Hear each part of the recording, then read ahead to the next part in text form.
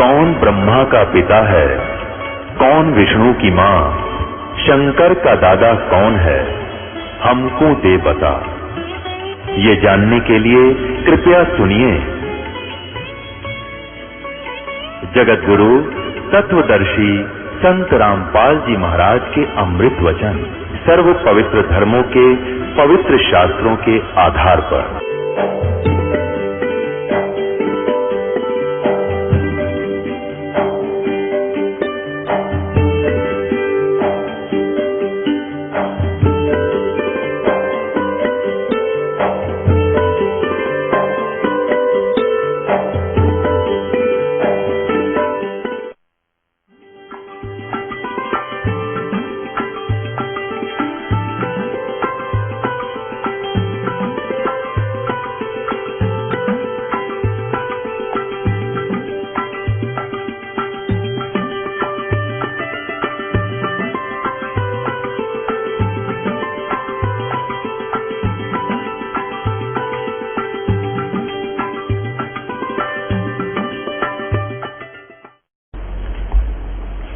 कर जोरों विनती करूं, धरूं चरण पर शीश।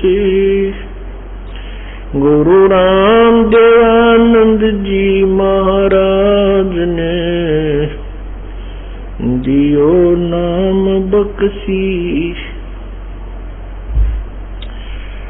कोटि कोटि सिजदा करूं, कोटि कोटि प्रणाम। चरण कमल में राखियो मैं, बंदी जाम गुलाम। अवगुण किए तो बहुत किए, करत न मानियार। बावे बंदा बख्श दियो, बावे गर्दन उतार। अवगुण मेरे बाप जी, बख्शो गरीब नवाज। जो मैं पूत कपूत हूँ, बोर पिता को लाज। मैं अपराधी जन्म का, नक्सक बरे विकारी। तुम दाता दुख भंजना, मेरी करो संभार। जय इब के सतगुरु मिले, सब दुख आँखों रोए। चरणों ऊपर शीश रखूं, कहूं जो कहनी हो।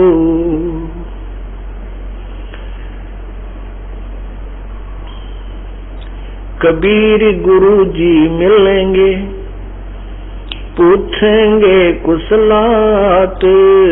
आज अंत की सब कहूं, अपने दिल की बात। गुरु जी तुम ना भूलियो, चाहे लाख लोग मिल जाएं। हमसे तुमको बहुत है, तुमसे हमको नहीं। तुम्हारे विसारे क्या बने, मैं किसकी शरण में जाऊं। शिव विरंच मुनि नारदा, तिनके हृदय न समाऊं। बंदी छोड़ दयाल जी, तुम तक हमारी दौड़े। जैसे कागज जहाज का, अब सूझत और न ठोरे।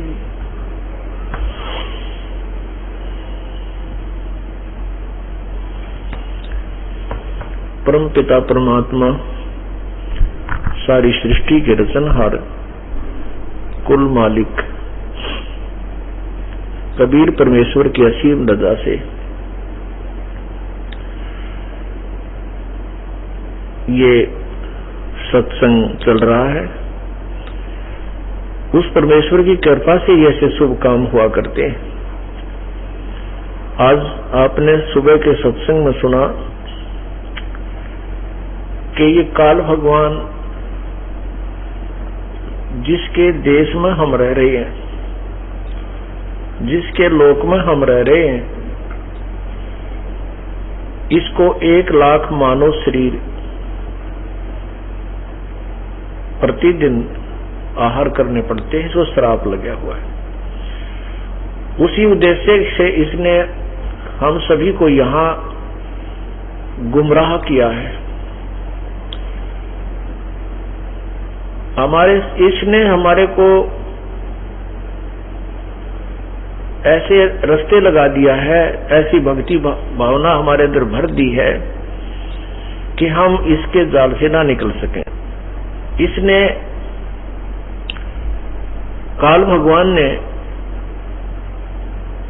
पूर्ण परमात्मा का नामो निशान मिटा दिया और आन उपासना के ऊपर जीव को आश्रित कर दिया। आन उपासना, अन्य पूजाएं, तत्व ज्ञान के अभाव से शास्त्र विधि को त्याग कर अन्य जो पूजाएं की जाती हैं उनको आन उपासना कहते हैं। आन उपासना के ऊपर सभी प्राणियों को लगा दिया।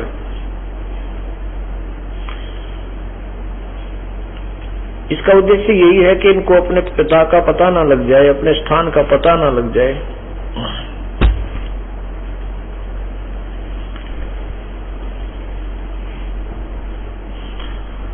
और ये मेरे जाल में फंसे रहे। पूर्ण परमात्मा सारी सृष्टि की रचनहार कुल मालिक कबीर परमेश्वर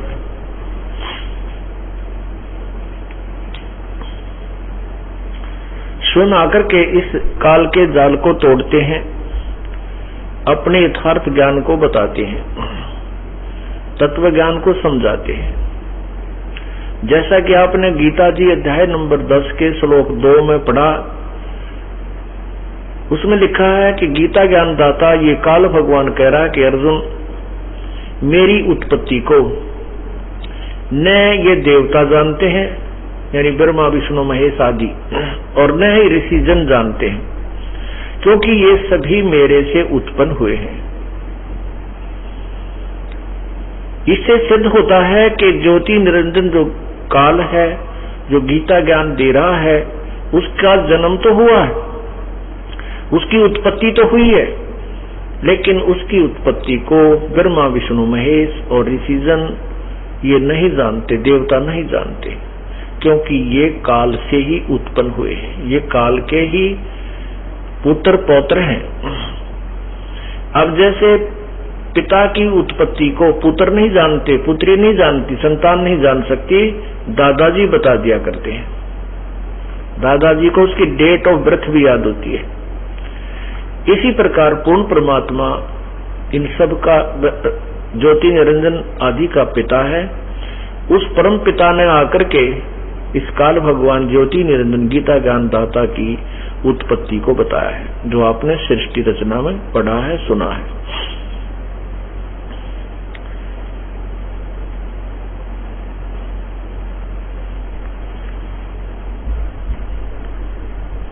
अब उसी परमात्मा ने आकर के तत्व ज्ञान बताया, जैसा कि आपने सुबह के सत्संग में सुना था कि वही तत्व ज्ञान जो परमात्मा ने अपनी सिंपल लैंग्वेज के अंदर, संत लैंग्वेज के अंदर, संत भाषा में 600 वर्ष पूर्व जो लिखा था, आज वो सभी सदग्रंथों से मेल खा रहा है।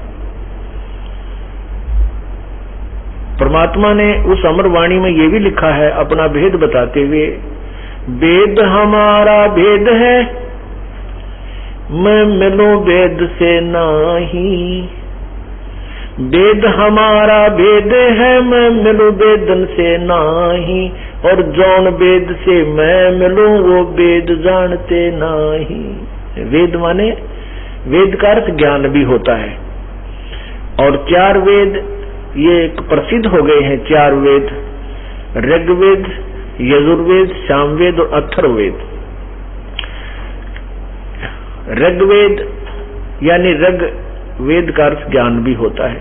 तो परमात्मा कहते हैं जो सुप्रसिद्ध 4 वेद हैं ये मेरा ही भेद है, मेरे ही विषय में जानकारी दे रहे हैं, लेकिन मैं मनोवेदन से नहीं, इन वेदों में वर्णित विधि से मेरी प्राप्ति नहीं हो सकती। इन 4 वेदों में वर्णित विधि से मेरी प्राप्ति नहीं हो सकती। और जौन वेद से मैं मिलूं वो वेद जानते नहीं। जिस वेद से, जिस ज्ञान से मेरी प्राप्ति होती है वो 4 वेदों में नहीं है। क्योंकि यजुर्वेद अध्याय नंबर 40 के श्लोक 10 में स्पष्ट किया है कि परमात्मा को कोई तो साकार बताता है जन्म लेने वाला, कोई निराकार बताता है कि वो कभी जन्म ही नहीं लेता। इसके विषय में विशेष जानकारी, यथार्थ जानकारी तो तत्वदर्शी संत बताते हैं, उनसे सुनो। इससे सिद्ध हुआ कि वेद कंप्लीट नॉलेज नहीं रखते, वेदों में पूर्ण ज्ञान नहीं है। हाँ, जितना है वो ठीक है, ये भी नहीं कह सकते कि वेद ज्ञान है श्रेष्ठ है, लेकिन ये इनकम्प्लीट है और वेद ही बता रहे हैं।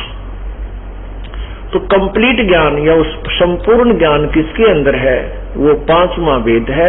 और वो 7वां वेद, वो 5वां वेद कबीर वाणी है। कबीर वाणी, कबीर गिरह, वेद में उसको कबीर गिरह लिखा, कबीर गिरह।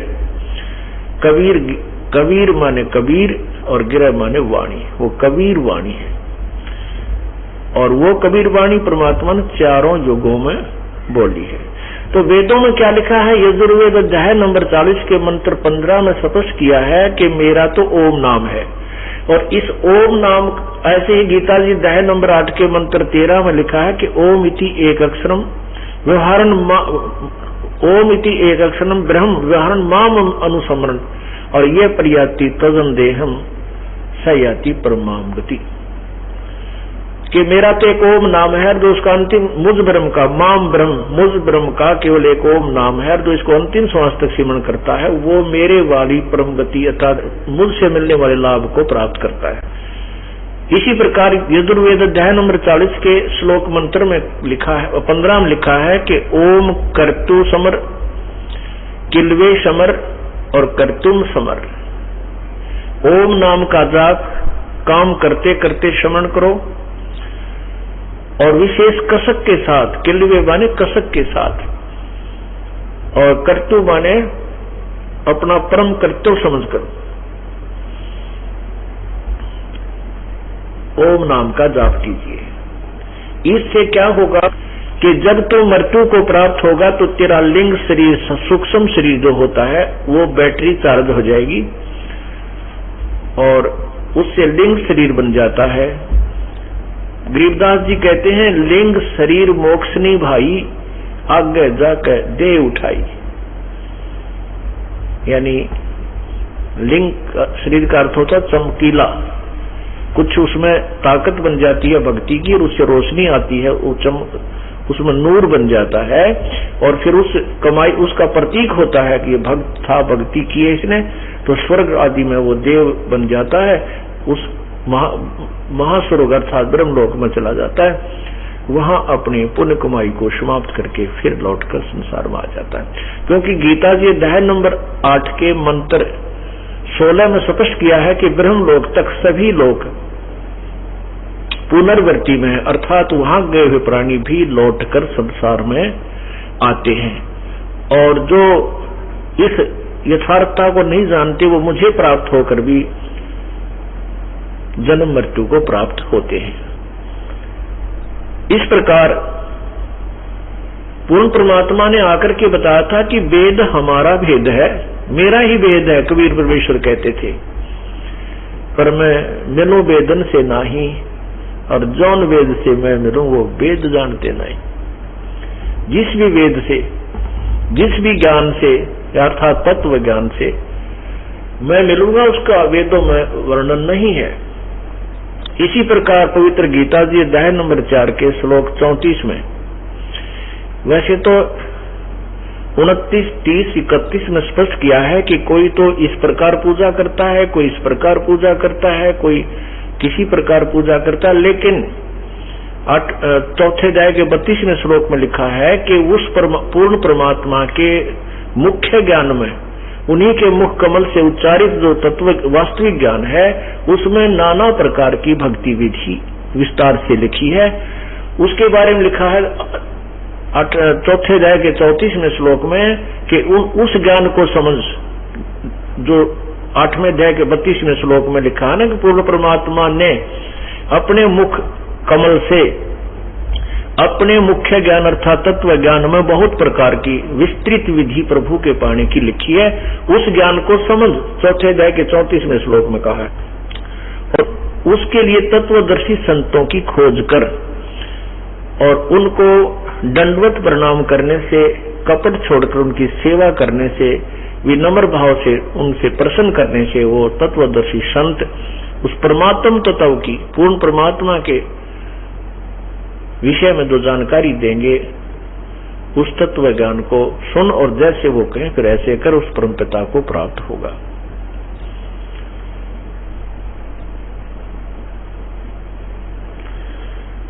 तो क्या बताते हैं वो कौन परमात्मा है?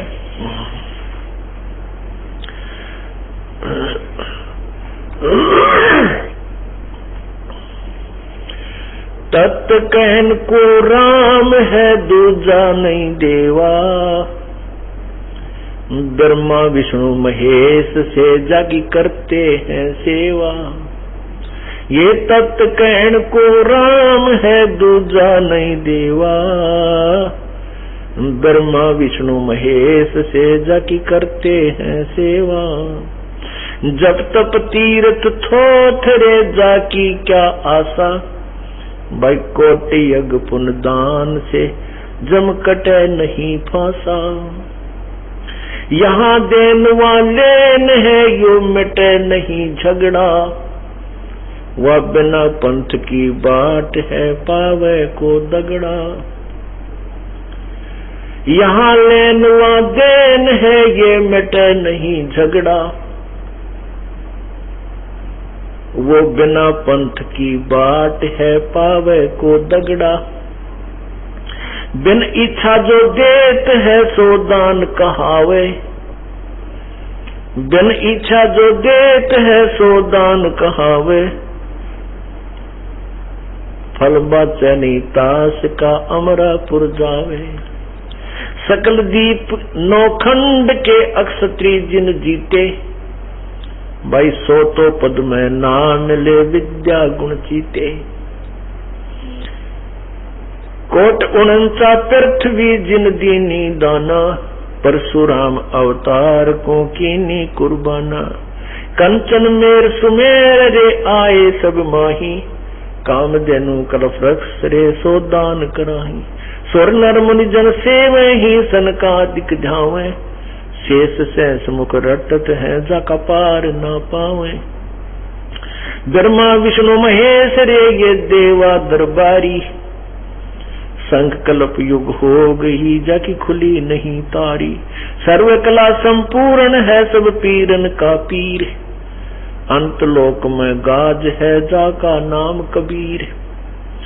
असंख पर लय संख असंख रे पल माही बिहानी, गरीब दास निज नाम की ही महिमा हम जानी। संत गरीबदास साहिब जी को पूर्ण परमात्मा कबीर परमेश्वर जी मिले थे। उन्होंने अपनी प्यारी आत्मा को सतलोक के दर्शन कराए, सचखंड में ले गए और फिर यहाँ पूरे ब्रह्मंडों की व्यवस्था आंखों दिखा करके वापस छोड़ा। उसके बाद आदरणीय गरीबदास साहिब जी ने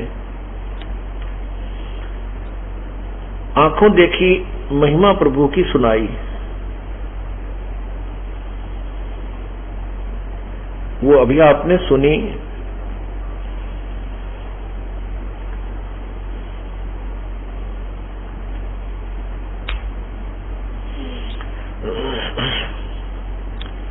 क्या बताते हैं कि तत् कहन को राम है दूजा नहीं देवा,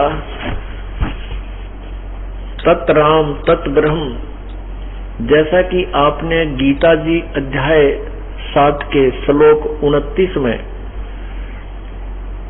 पढ़ा है, उसमें लिखा है कि गीता ज्ञान दाता कह रहा है कि अर्जुन, जिस समय तुझे संपूर्ण ज्ञान हो जाएगा, आध्यात्मिक ज्ञान, और जिसमें तू तत्ब्रह्म यानी उस परमात्मा से परिचित हो जाता है, जो प्राणी हो जाएगा, तू हो जाएगा या जो भी उस तत्व ज्ञान से परिचित हो जाएगा, वो फिर मुझसे भी परिचित हो जाएगा कि मैं कौन हूं। गीता जी अध्याय नंबर 11 के श्लोक 32 में स्वयं कह रहे हैं गीता ज्ञानदाता कि मैं काल हूं, सबको खाने के लिए आया हूं। और 11वें अध्याय के 21वें श्लोक में स्वयं अर्जुन आंखों देखा हाल बता रहा है कि प्रभु, आप तो इन देवताओं को भी खा रहे हो, आप तो ऋषियों को भी खा रहे हैं, सिद्धों को भी खा रहे हैं, जो आप ही से मंगल कामना कर रहे हैं, आपके मंगल अच्छे अच्छे स्तोत्रों से आपकी स्तुति कर रहे हैं और आपसे मंगल हो, बख्श दो आप कह रहे हैं। लेकिन आप इन सबको खा रहे हैं, कुछ आपकी जाड़ा में लटक रहे हैं और आप सब संसार आपके मुख में समा रहे हैं। ये देवता भी झुंड के झुंड, इनका समूह का समूह आप खा रहे हो। तो गीता ज्ञानदाता कहता है कि जब तत्वदर्शी संत ये पूरा विस्तार तो बताओगा, तुझे सब निर्णय हो जाएगा, मुझे भी जानेगा मैं क्या हूं, मैं काल हूं, और तत्ब्रह्म को भी समझेगा। तो वो व्यक्ति फिर यहाँ इस संसार की कुछ भी वस्तु नहीं मांगता, किसी भी वस्तु की इच्छा नहीं करता, वह केवल जरा मरण से छुटकारा पाने के लिए प्रयत्न करता है। गीता जी के अध्याय 7 में कुल 30 मंत्र हैं, ये 29 में आपको सुनाया। तो 8वें अध्याय के प्रथम श्लोक में अर्जुन ने प्रश्न किया कि हे परमात्मा, फिर कौन है वो तत्परम, किम तत्ब्रह्म पुरुषोत्तम, किम अध्यात्म, किम अधिभूत अधिदेव। ये कौन है वो किम तत्ब्रह्म, वो तत्ब्रह्म, वो परमात्मा कौन है? गीता ज्ञानदाता ने 8वें अध्याय के 3रे मंत्र में उत्तर दिया है, वो परम अक्षर ब्रह्म है। तो यहां भी वो कहते हैं कि तत्ब्रह्म, गरीबदास जी महाराज वही गीता जी के ज्ञान को अपनी सिंपल लैंग्वेज में प्रभु की कृपा से बता रहे हैं। तत् कहन को राम है दूजा नहीं देवा, और कोई प्रभु नहीं है। देव माने प्रभु, परमात्मा। जैसे अन्य देवताओं की पूजा कहते हैं ना, जो हम दूसरे कोई, वो भी भगवान है, वो भी राम है, प्रभु है, छोटे छोटे स्वामी हैं, कहते उन देवताओं की पूजा नहीं करनी चाहिए। गीता जी मना किया है। अन्य देवताओं की पूजा मूर्ख लोग करते हैं। एक परमात्मा को छोड़कर अन्य देवताओं की जो पूजा करते हैं वो अज्ञानी लोग, मंदबुद्धि के लोग क्या करते हैं। तो ये कहते हैं कि तत् कहन को राम है, वो तत् राम तत् ब्रह्म, वह परमात्मा, वो प्रभु, वो ही एक भगवान है कहने को, और कोई देव नहीं है, कोई भगवान, उसको परमात्मा, अन्य परमात्मा नहीं कहलाते। जैसे कहने को तो हम सभी को साफ बोलते हैं, लेकिन जो सुप्रीम पावर होती है उसकी महिमा न्यारी ही होती है। क्या बताना चाहते हैं कि जैसे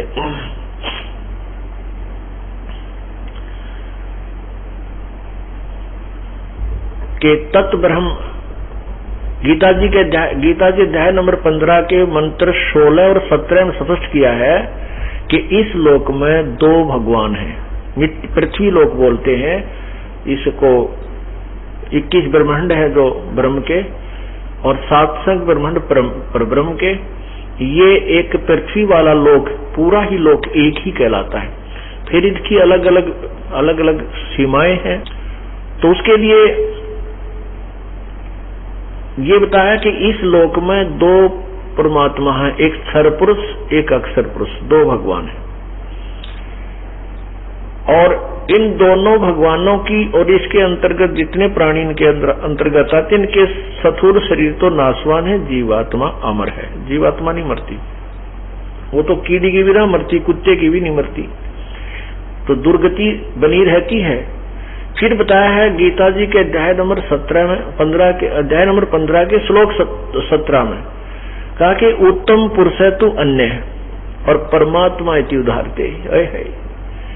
उत्तम पुरुष यानी ऊपर पहले वर्णित 16वें श्लोक में वर्णित दोनों भगवानों से भी कोई उत्तम पुरुष तो और है। क्षर पुरुष ये ब्रह्म है, अक्षर पुरुष ये परब्रह्म। इनसे कोई और है उत्तम परमात्मा, सर्वश्रेष्ठ प्रभु, पुरुषोत्तम। वास्तव में जो पुरुषोत्तम कहा जाता है, पुरुष माने परमात्मा, उत्तम माने श्रेष्ठ, वो पुरुषोत्तम यानी वास्तव में पुरुषोत्तम। तो इनसे भी कोई और है और उसको भगवान परमात्मा इति उदाहरते, उसको भगवान कहा जाता है, परमात्मा। अब आपको परमात्मा की डेफिनेशन बताई जाएगी। परमात्मा वैसे तो परमात्मा का अर्थ होता है श्रेष्ठ आत्मा, उत्तिष्ठ आत्मा, उत्तिष्ठ उभरी हुई आत्मा, श्रेष्ठ आत्मा। अब वास्तव परमात्मा कौन है ये समझना है। अब इस श्लोक में गीता जी अध्याय नंबर 15 के श्लोक 17 में स्पष्ट कर रहे हैं कि उत्तम पुरुष है तू अन्य। वो तो गीता ज्ञान दाता खुद कह रहा है कि वो तो कोई और भगवान है। वो तत्वरन जो 7वें अध्याय के 29वें श्लोक में और 8वें अध्याय के तीसरे मंत्र में स्पष्ट किया है, उसी के विषय में यह जानकारी है कि उत्तम पुरुष है तू अन्य और परमात्मा इति उदाहरते, जिसको भगवान कहा जाता है वो भगवान कहलाता है। और यह लोकत्रयम् अविश्य विभर्ति सह अवय ईश्वर है। वो तीनों लोकों में प्रवेश करके सबका धारण पोषण करता है। वो अविनाशी परमात्मा, वास्तव अविनाशी परमात्मा वो है। अब हम आपको परमात्मा की परिभाषा बताते हैं। वैसे तो राम कहो, साहेब कहो, अल्लाह गॉड खुदा कहो,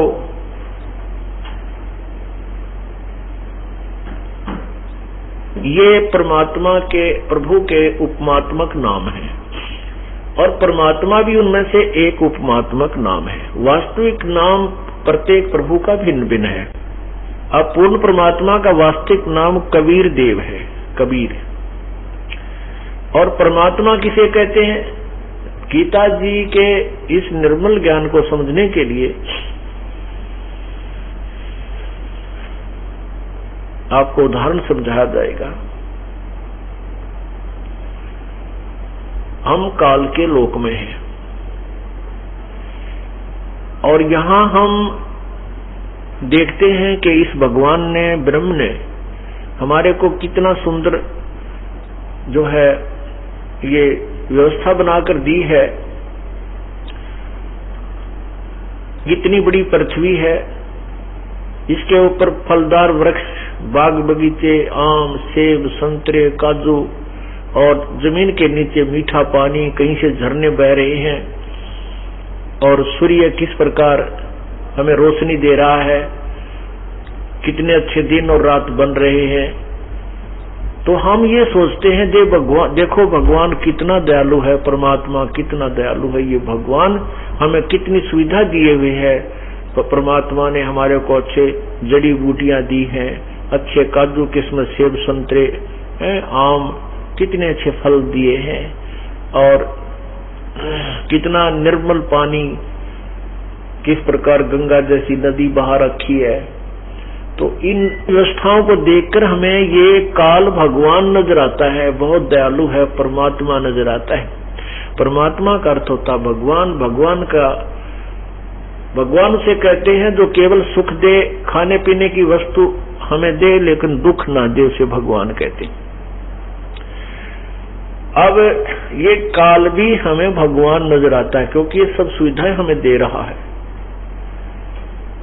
लेकिन ये परमात्मा नहीं है। लेकिन ये परमात्मा जैसा लगता है, ये भगवान जैसा है, लेकिन ये भगवान नहीं है। भगवान उसे कहते हैं जो सारी सुख सुविधाएं हमें उपलब्ध कराए, सब सर्वभोग हमें दे, लेकिन हमें दुख ना देवे। अब जैसे आपने देखा है कसाई बकरे पालता है, वो कसाई बकरे पालता है, उनको बकरों को बड़ी सुविधा देता है, उनके लिए शेड डाल देता है, झोपड़ी होती थी पहले, झोपड़ी डाल देता है और चारों तरफ उसके एक अच्छा डिफेंस कर देता है, उनके चारों तरफ जो है उनके डिफेंस के लिए बड़ी बड़ी बाड़ लगा देता है, अंदर ही तालाब बना देता है, उसमें बहुत लंबे खेत चरागाह होते हैं और वो झाड़ बोझड़े उसके अंदर ही बकरों का आहार होता है। तो वो बकरे उस कसाई को अपना स्वामी मानते हैं। वो सोचते हैं हमारा स्वामी कितना दयालु है, हमारी कितनी सुख सुविधाओं का ध्यान रखता है, पानी पिलाता है, अलग से चारा डालता है, कोई बीमार हो जाता है उसका इलाज कराता है। तो वो भोले जीव, वो अज्ञानी जीव उस कसाई को अपना भगवान समझ लेते हैं। लेकिन उस कसाई का उनके पीछे जो वो इतनी सुविधाएं दे रहा है, कोई खास उद्देश्य है जिनको बकरे नहीं समझ सकते। अब जैसे कसाई जब बकरों के पास जाता है और वो देखता है, ऐसे हाथ लगाता है, वो तो देखता है ये कै किलो का हो गया, इसमें कितना मांस बन गया, कितना बिकेगा, कितनी कीमत का बन गया इसका मांस। और वो भोले जीव उसको अपना स्वामी समझकर उसको प्यार देते हैं, उसके साथ ऐसे प्यार से गर्दन लगाते हैं, जीभ से चाटते हैं, प्यार देने की चेष्टा करते हैं कि ये हमारा स्वामी है, हमारे को बहुत सुख सुविधाएं दे रहा है। और कसाई अपना उद्देश्य पूरा कर रहा है, वो देख रहा है कि कितने कै किलो का बन गया, कितना वजन बन गया इसके मांस में, ये कितने का बिकेगा। और जब आता है ऑर्डर उसको 20-30 बकरों का, उसमें वो ना देखता किसकी माँ को घेर रहा है, किसके बेटे को, किसकी बेटी को, यानी उसमें एक डंडी लेकर, लाठी लेकर उनको निकाल लेता 20-30 जिसे उसे चाहिए और जाके कटवा देता है। कुछ आप खाता है, कुछ बेच देता है। पुण्यात्माओं, सेम प्रोसीजर जो कि तो फार्मूला हमारे ऊपर लागू है। आज हम बलि के बकरे हैं। परमात्मा कहते हैं खाई खुराका पैन पोशाका यम का बकरा पलता है, ये काल का बकरे पल रहे हो। एक्सीडेंट हो जाता है, एक एक्सीडेंट में एक परिवार के 2-2, 3-3, 4-4 व्यक्ति मर जाते हैं। फ्लड आ जाता है, भूकंप आ जाता है, एक परिवार के परिवार पूरे नष्ट हो जाते हैं। साइक्लोन आ जाता है, समुद्री तूफान आ जाता है, गांव के गांव उजड़ जाते हैं। और फिर भी हम इसको दयालु भगवान कहते हैं, क्योंकि हम अबोध प्राणी हैं, हमें मालूम नहीं हम हमारे को किस लिए बांध रखा, क्या उद्देश्य हमारा जन्म और मृत्यु का। आज हम सोचते हैं ये बेटा मेरा है, बेटी मेरी है, ये कार मेरी है, कोठी मेरी है, ये मेरा है, फला मेरा है, और अभी मृत्यु हो जाए, कल मृत्यु हो जाए किसी एक्सीडेंट से, बीमारी से, वैसे तो क्या है अपना, कुछ भी नहीं है, ये धोखा है। इस धोखे को मिटाने के लिए तत्व ज्ञान परमात्मा ने प्रदान किया है। और हम इतने कमजोर होगी बुद्धि हमारी, हमारे ऊपर इतना प्रेशर है इन तीनों गुणों का, रजगुण ब्रह्मा, सदगुण विष्णु, तमगुण शिव जी का, कि हम इतना ज्ञान सुनकर भी सचेत नहीं हो पाते। इतना दबाव है, प्रेशर है। ये परमात्मा भी जानते हैं कि भोले जीव हैं, इनको बुद्धि इतनी ही दे रखी है।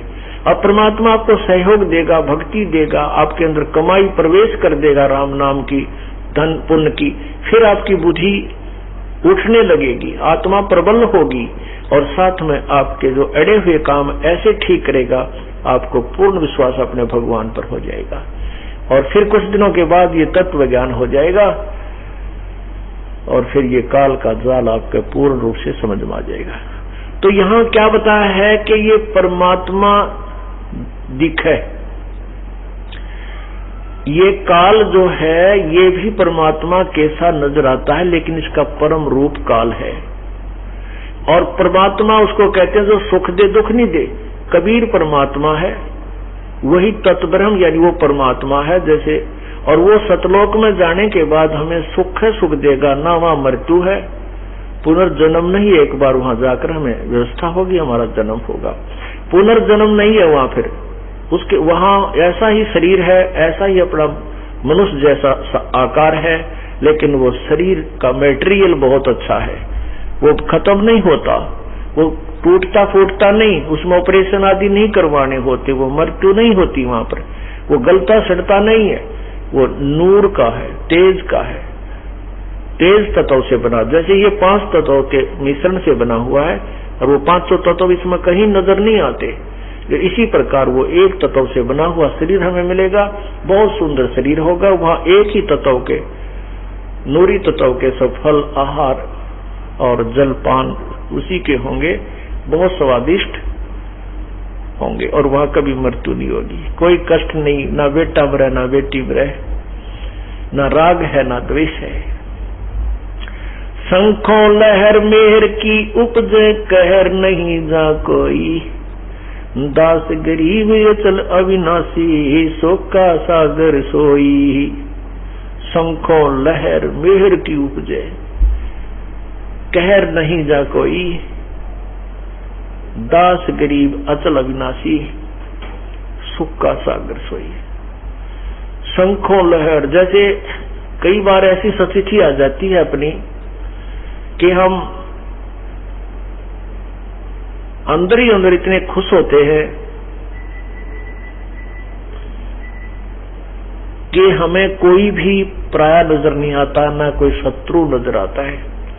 ऐसी अंदर अंदर इतनी हिलोर सी उठती है, सुख सा अपने आप एक ऐसी हिलोर आती है, सब अपने से नजर आते हैं। किसी के साथ कोई मन मुटाव है, उसके प्रति भी ऐसा लगता है कि जैसे वो बुरा आदमी नहीं है। तो वो रहती है कुछ समय के लिए और कभी कभी उठती है हफ्ते 10 दिन में। और परमात्मा कहते हैं वो जो सुख होता है, वो एक लहर आई सुख की, ऐसी ऐसी सतलोक में कहते हैं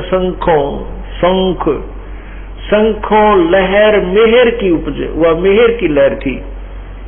और उसके बाद फिर यहाँ पर कैर ही कैर है, उसको ऐसे कर दूंगा, वो न्यू क्यों बोला, उसने ऐसा कर दूंगा, उसने पैसे नहीं दिए हैं, वो ऐसा हो गया, उसको ऐसे कर दूंगा।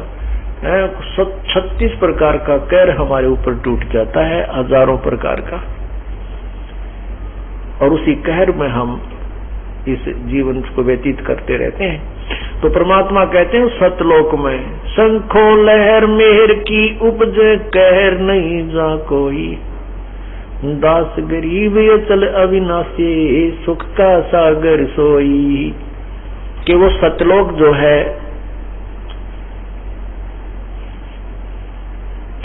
सुख का सागर है, वहां पर कोई कष्ट प्राणी को नहीं है। तो यहां बता रहे हैं कि तत् कहन को राम है दूजा नहीं देवा। अगर हम किसी को परमात्मा कहें तो केवल कबीर भगवान है, सतपुरुष परमात्मा है और परमात्मा नहीं। परमात्मा का आप अर्थ समझ गए होंगे।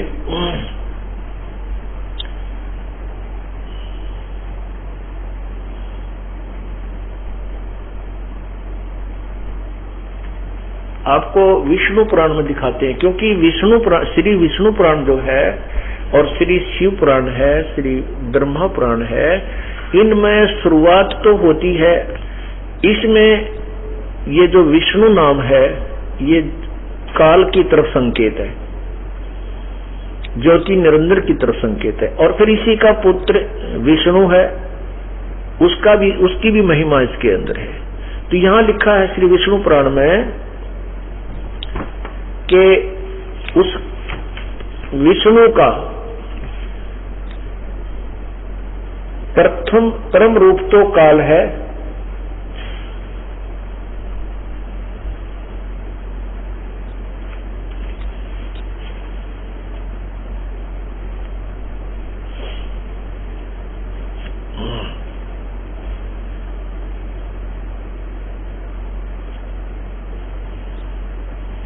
प्रथम तो रूप पुरुष है, लेकिन परम रूप उसका काल है। पुरुष माने प्रभु।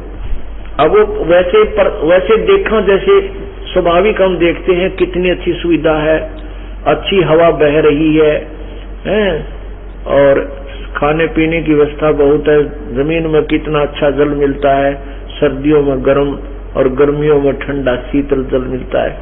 झरने बह रहे हैं, दरिया बह रही है। कहते इस प्रथम तो ऐसा दिखे जैसे वो भगवान जैसा है, प्रभु जैसा है, लेकिन इसका परम रूप काल है।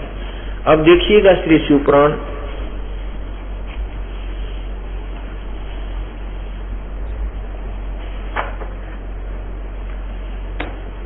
ये है श्री विष्णु पुराण और ये गीता प्रेस गोरखपुर से प्रकाशित है। इसके अनुवादक हैं मुनीलाल गुप्त, अनुवादक हैं मुनीलाल गुप्त।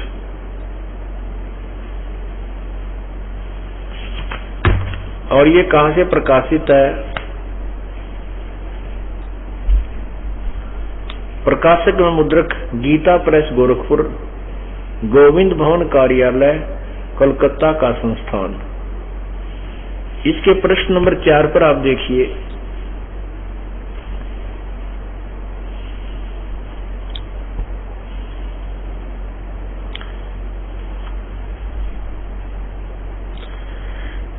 ये देखिएगा प्रश्न नंबर 5 पे प्रथम अंश अध्याय 2, प्रथम अंश अध्याय 2, इसके नीचे देखना श्लोक नंबर 27 में, श्लोक नंबर 27 ये संस्कृत भी है, इधर ये संस्कृत भी है और यहां इसका अनुवाद किया। हे मैत्रेय,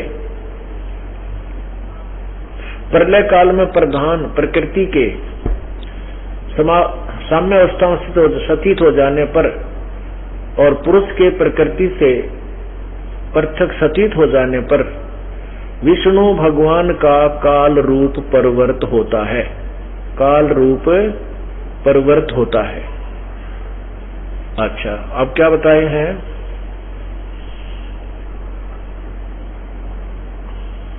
यह देखना 4, प्रश्न नंबर 4 पे,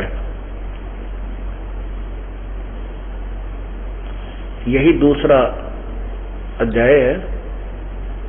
यहां आइएगा श्लोक नंबर 14 में, श्लोक नंबर 15 में, हे द्विज, ये लिखा है, हे द्विज यानी हे ब्राह्मण, परब्रह्म का प्रथम रूप, ये काल को परब्रह्म कहते हैं। प्रथम रूप पुरुष है, अव्यक्त और व्यक्त उसके अन्य रूप है, यह देखना। तथा यह देखना काल उसका परम रूप है। फिर देखिएगा, हे द्विज, परब्रह्म का प्रथम रूप पुरुष है, यानी भगवान कैसा दिखे, भगवान जैसा नजर आता है। अव्यक्त और व्यक्त उसके अन्य रूप हैं, तथा काल उसका परम रूप है, परम रूप है। अब यही कबीर परमात्मा कहते हैं कि तुम्हें ये काल भगवान नजर आता है, ये भगवान नहीं है, यह प्रथम, लेकिन वास्तविक रूप इसका काल है, सबको खाता है। गीता जी में स्वयं भी कहता, मैं काल हूं, सबको खाने के लिए आया हूं, और ये सेना जितनी सैनिक है, तू ना लड़ेगा तो भी खाऊंगा, इनको खत्म कर दूंगा। उसी का प्रमाण अब यहां आदरणीय गरीबदास साहब जी हमें दे रहे हैं, एक सिंपल लैंग्वेज में, साधारण भाषा में, जिसको उन अज्ञानी ऋषियों ने, उन अज्ञानी विद्वानों ने, पंडितों ने रिजेक्ट किया हुआ था कि वो कुछ नहीं जानते थे। कबीर साहब तो अशिक्षित थे, गरीबदास जी अशिक्षित थे। तत् कहन को राम है, दूजा नहीं देवा। अगर राम कहें किसी को तो वही है, वही परमात्मा कहा जा सकता है, और परमात्मा की परिभाषा में खरे नहीं है। वैसे तो पति का अर्थ भी भगवान होता है, स्वामी होता है, प्रभु को। अब एक परिवार का मुखिया भी स्वामी होता है, वो भी स्वामी की संज्ञा में है। एक राजा है, वो भी स्वामी है, नरेश कहते हैं उसको। नरेश, नर माने आदमी, ईश माने उनका मालिक, स्वामी, आदमियों का स्वामी, पति, उनका प्रमुख। लेकिन कितना अंतर हो जाता नरेश और एक छोटे से परिवार के सदस्य मुखिया में। इसी प्रकार कहते हैं अगर हम परमात्मा किसी को कहें तो और दूसरा नहीं, केवल एक कबीर परमात्मा है। ऐसा ही गीता जी के अध्याय नंबर 15 के श्लोक 17 में स्पष्ट किया है कि उत्तम पुरुषतु अन्य परमात्मा इति उदाहरते, जिसको भगवान कहा जाता है। और यह लोकतरम पर अविश्य विभर्ति से अवय ईश्वर, जो तीनों लोकों में प्रवेश करके सबका धारण पोषण करता है, वह अविनाशी परमात्मा है। उसी का प्रमाण दे रहे। तत् कहण को राम है दूजा नहीं देवा, ब्रह्मा विष्णु महेश से जाकी करते हैं सेवा। ये ब्रह्मा विष्णु महेश जैसे भी उसी की पूजा करते। गीता ज्ञान दाता भी कहता है कि मैं उसी की शरण में हूं, उसी की पूजा करनी चाहिए। अपनात्मा जब ये पूजा तो करते हैं उसी पूर्ण परमात्मा की, लेकिन करने की विधि का ज्ञान नहीं है। इसलिए अपनी अटकलों से इन्होंने, किसी ने तप का सहयोग लिया है, किसी ने केवल ओम नाम का जाप, या किसी ने जैसे ये गायत्री मंत्र बना रखा था इन अनजान लोगों ने, गायत्री ओम भूर्भुवः स्वः तत्सवितुर्वरेण्यं भर्गो देवस्य धीमहि धियो यो न प्रचोदयात्, इस नाम भी घोटा करते बिना वेरों पहले। ये क्या है किसी को नहीं मालूम था, कोई किसा तुक्के मारा, कोई कैसे तुक्के मार रहा था। ये यजुर्वेद के अध्याय 36 का मंत्र नंबर 3 है। उसके साथ ओम शब्द नहीं है, ओम अक्षर नहीं है, और ओम अक्षर इस श्लोक के साथ नहीं लगना चाहिए, क्योंकि ओम जो है ये ब्रह्म का जाप है, और इस मंत्र में पूर्ण परमात्मा की महिमा है। यदि हम राष्ट्रपति के साथ डीसी साहब कहें, राष्ट्रपति को डीसी साहब,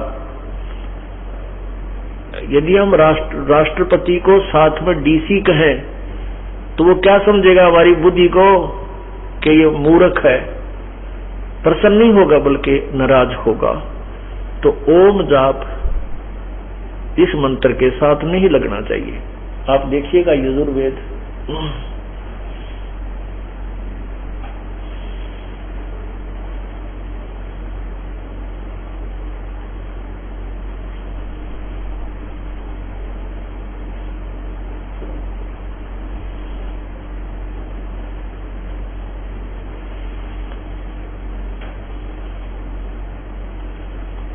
आपको यजुर्वेद दिखाते हैं।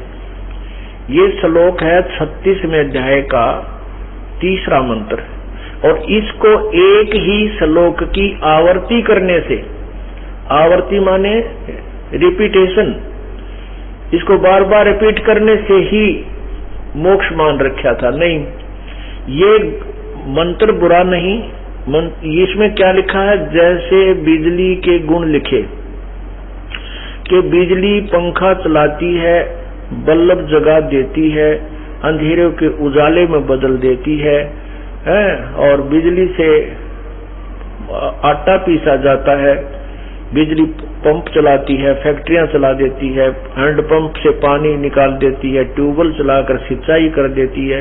तो ये गुण है, ये बिल्कुल सत्य है, और इनको बार बार ऐसे ही कहते रहे, बिजली पंखा चलाती है, अंधेरे को उजाले में बदल देती है, ट्यूबवेलों से पानी निकाल देती है, ऐसा करते रहो, बिजली के लाभ आपको प्राप्त हो जाएंगे, जो बिजली के गुण बोल रहे हो ये तुम्हें मिल जाएंगे। ऐसा नहीं, वो विधि, ये तो जानकारी हुई कि बिजली वो ऐसे ऐसे गुण रखती है, वो गुण कैसे प्राप्त होंगे उसके लिए प्रोसीजर अलग है, वो विधि अलग है। कनेक्शन लेना होता है, उसके फॉर्म भरने होते हैं, उसकी फीस डिपॉजिट करनी होती है, तब वो कनेक्शन मिलता है। कनेक्शन मिलने के बाद वो बिजली पावर अपने काम पूरे करती है जो उसके गुणों में लिखा हुआ है। ऐसे ही यजुर्वेद के 36वें अध्याय के 3रे मंत्र का बार बार रेपिटेशन करने से, आवर्ती करने से परमात्मा की उस लाभ को प्राप्त नहीं कर सकते जो वो वर्णन कर रहा है श्लोक। भूर्भुवः स्वः तत्सवितुः, ओम नहीं है। पहले आपको यही दिखाता हूं।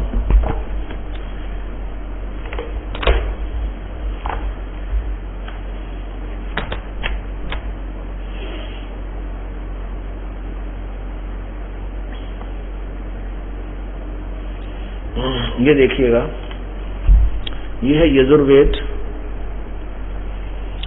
यजुर्वेद महर्षि दानव सरस्वती द्वारा अनुवादित, इसका अनुवाद किया गया है।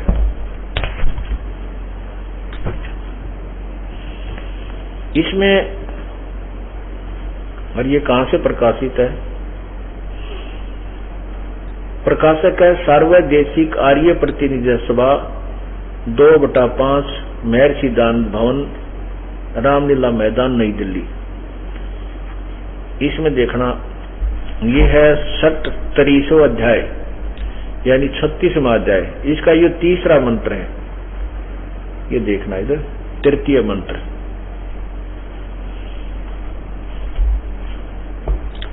ये 3य मंत्र है। यहां से शुरू होता है भूर्भुवः स्वः तत्सवितुर्वरेण्यं भर्गो देवस्य धीमहि और धियो यो न प्रचोदयात्। अब आपने देख लिया। अब इसका क्या अनुवाद किया स्वामी जी ने, ये देखो। ये मंत्र आपने 3रा देखा है और ये पृष्ठ नंबर 1155। इसका अनुवाद इन्होंने 1156 पे किया है। ये 1156 पे क्या लिखा है? हे मनुष्यों, जैसे हम लोग भू का अर्थ किया है कर्मकांड की विद्या और भूव का अर्थ किया है उपासना कांड की विद्या और स्वः का अर्थ किया है ज्ञान कांड की विद्या को संग्रह पूर्वक पढ़ के यह जो हमारी धारणावती बुद्धियों को प्रेरणा देकर उस कामना के योग्य समस्त ऐश्वर्य के देने वाले परमेश्वर के उस इंद्रियों से न ग्रहण करने योग्य प्रोक्ष सब दुखों के नाशक तेज स्वरूप का ध्यान करें, वैसे तुम लोग भी इसका ध्यान करो। अब क्या अर्थ किया है इन्होंने, ये आपने देख लिया। के अनुवाद किया स्वामी जी ने, ये तो अनुवाद किया इन्होंने सत्यार्थ प्रकार इसमें वेद का, क्योंकि वेद ज्ञान तो प्रभु का दिया हुआ है। अनुवाद इसका अपने अपने तरीके से सभी ने किया है। स्वामी दयानंद जी को ये भी ज्ञान नहीं था, उसमें उनको ये नहीं मालूम कि तुम ये गायत्री मंत्र कहां से लिया। उन्होंने स्वामी जी ने कहा कि ये भूर्भुव ओम, ये तो हम अर्थ पहले कर दिया। भूर्भुव स्वः, ये 3 मंत्र तो आरंक्य है। आरंक्य एक ऋषि का लिखा हुआ शास्त्र है, उस आरंक्य से लिए हैं और शेष के बारे में कुछ नहीं लिखा। इसके अनुवाद में और उसके अनुवाद में दिन रात का अंतर। इसमें लिखा है भू का अर्थ कर्मकांड की विद्या, ज्ञान कांड की विद्या आदि आदि। ये देख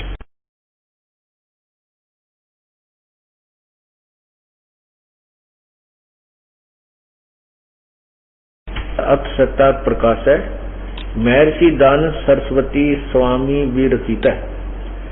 और ये कहां से प्रकाशक है? वैदिक यति मंडल, दानंद मठ, दीनानगर, पंजाब। कहां से छपा, कहां से है? प्रकाशक है वैदिक यति मंडल, दानंद मठ, दीनानगर, पंजाब। और नीचे देखिए मुद्रक है आचार्य प्रिंटिंग प्रेस, दानंद मठ, गोहाना मार्ग, रोहतक। इसके अंदर 3रे समोल्लास में 38 पृष्ठ पे अब देखो, ये स्वामी जी ने, ये है 38 पृष्ठ और ये समोल्लास है 3य। इसमें ओम ये है,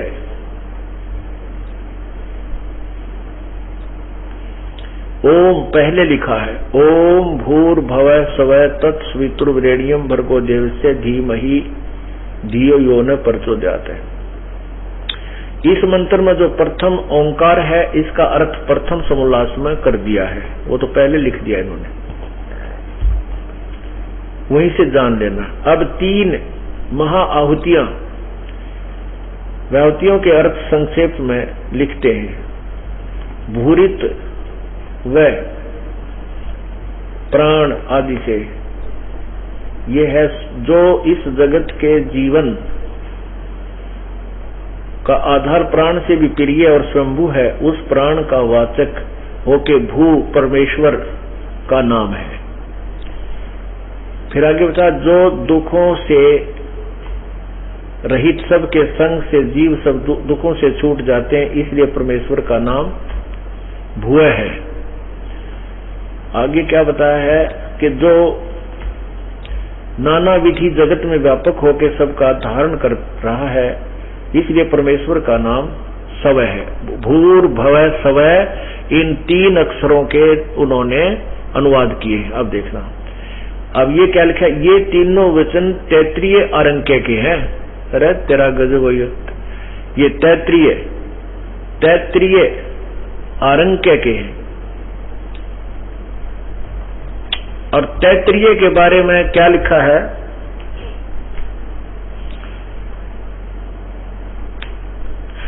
एक याज्ञवल्क्य नामक एक ऋषि हुआ है, याज्ञवल्क्य,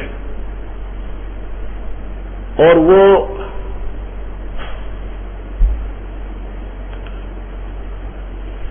एक ऋषि का शिष्य था। उस ऋषि ने